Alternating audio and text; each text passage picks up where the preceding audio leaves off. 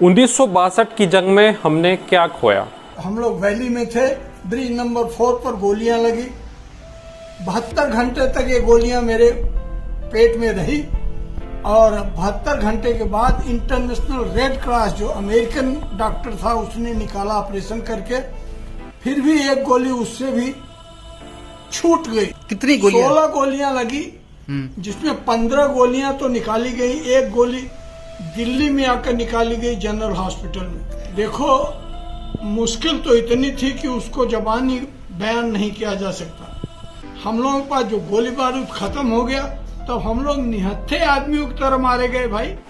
1962 की जंग में हमने क्या खोया? हमने अपने बहादुर जवान खोए, ज़मीन खोई और नाम का चू में 70 में से महज 3 जवान बचे थे, वो भी गोलियों से छलनी।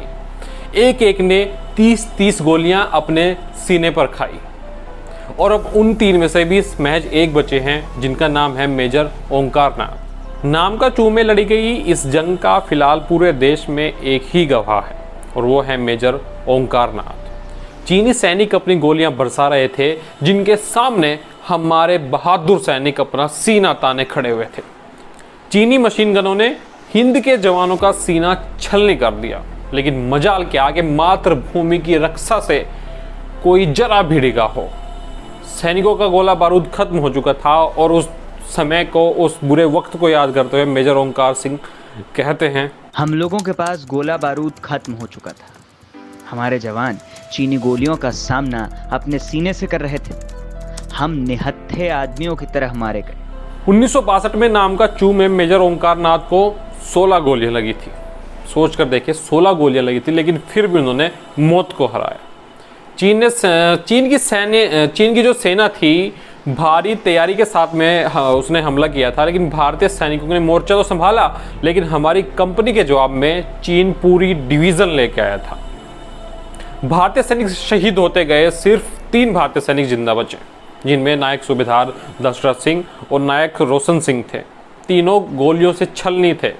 सूबेदार मेजर दशरथ सिंह को 28 गोलियां लगी थी और इसी तरह नायक रोशन का सीना भी गोलियों से छलनी था, लेकिन मौत से लड़कर तीनों वापस आए। हमारे पास आज दशरथ सिंह या और नायक रोशन सिंह तो नहीं हैं, लेकिन हमारे पीढ़ी की किस्मत से उस कड़वे वक्त की असल सच्चाई बताने के लिए ओंकार दुबे जी हैं। चीन से लड़ते हुए मुझे गोलियां लगी ब्रिज नंबर 4 पर, नामकाचू वैली में, और नामकाचू के वैली के उस तरफ थागला रिज, इस तरफ सांगधार। हम लोग वैली में थे, ब्रिज नंबर 4 पर गोलियां लगी।